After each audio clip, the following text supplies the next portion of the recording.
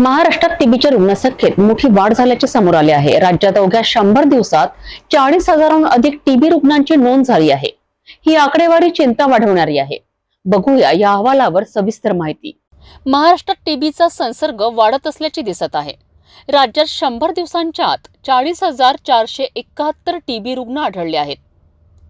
आरोग्य विभागाने 1,37,00,000 नागरिकांची तपासणी केली आहे। यातून टीबीची गंभीर परिस्थिती उघड झाली आहे।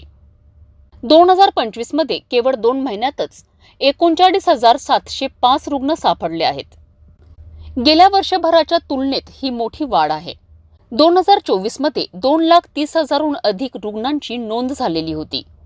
भारतातील एकूण टीबी रुग्णांपैकी 25% रुग्ण भारतात आहे। महाराष्ट्रात यातील 10% रुग्ण आहे। तर राज्यातील 17 जिल्ह्यांमध्ये टीबी रुग्ण शोध मोहीम राबविण्यात आली आहे, जिथे मोठ्या प्रमाणात रुग्ण आढळलेत। टीबी तज्ज्ञ आणि आरोग्य विभागाच्या अधिकाऱ्यांनी जनजागृती करण्याची गरज असल्याचे सांगितले आहे। तसेच लवकर निदान आणि उपचार हे यामध्ये महत्त्वाचे आहेत। टीबी हा संसर्गजन्य आजार असून तो वेळेस ओळखून उपचार केल्यास बरा होतो। जर तुम्हाला सतत खोकला, वजन घटणे किंवा थकवा जाणवत असेल तर त्वरित डॉक्टरांचा सल्ला घ्या।